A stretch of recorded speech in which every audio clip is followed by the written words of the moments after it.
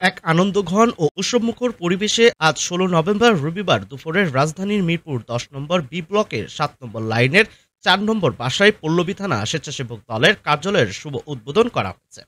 এই কার্যালয়টি পল্লবী থানা স্বেচ্ছাসেবক দলের ডাইনামিক আহ্বায়ক তরুণ প্রজন্মের অহংকার মেহেদী হাসান বাবুর বলিষ্ঠ নেতৃত্বে প্রতিষ্ঠিত হয়েছে, যা স্থানীয় বিএনপি ও স্বেচ্ছাসেবক দলের নতুন প্রাণের সঞ্চার করেছে। কার্যালয়টি শুভ উদ্বোধন করেন ঢাকা ১৬ আসনে বাংলাদেশ জাতীয়তাবাদী দল বিএনপি এর মনোনীত প্রার্থী, জাতীয় নির্বাহী কমিটির ক্রীড়া বিষয়ক সম্পাদক এবং ঢাকা মহানগর উত্তর বিএনপির সুযোগ্য আহ্বায়ক আমিনুল হক। তার আগমনকে কেন্দ্র করে নেতাকর্মীদের মাঝে ছিল বাঁধভাঙ্গা উচ্ছ্বাস। ফিতা কেটে কার্যালয়ের ফলক উন্মোচন করার পর এক সংক্ষিপ্ত আলোচনার সভার আয়োজন করা হয়।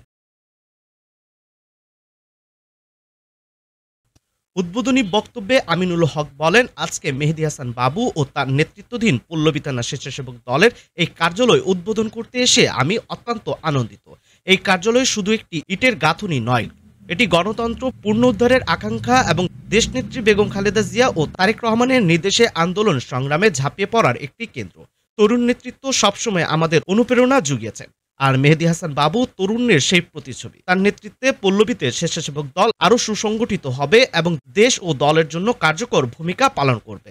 আহ্বায়ক মেহেদী হাসান বাবু তার বক্তব্যে বলেন, আমিনুল হক ভাই আমাদের অভিভাবক, আমাদের অনুপ্রেরণা। তার হাত ধরে পল্লবীতে বিএনপির রাজনীতি আরও শক্তিশালী হচ্ছে। এই কার্যালয় প্রতিষ্ঠার মাধ্যমে আমরা স্থানীয় নেতাকর্মীদের জন্য একটি মিলনস্থল তৈরি করতে পেরেছি, যেখানে বসে আমরা ভবিষ্যৎ কর্মসূচির পরিকল্পনা করব এবং সাধারণ মানুষের পাশে দাঁড়াবো। যতই বাধা আসুক না কেন, আমরা রাজপথে থেকে দেশ ও মানুষের অধিকার আদায়ের সংগ্রাম চালিয়ে যাব। তিনি আরো বলেন, আমাদের এই কার্যালয় হবে সাধারণ মানুষের আশ্রয়স্থল, যে কোনো বিপদে আমরা তাদের পাশে দাঁড়াবো।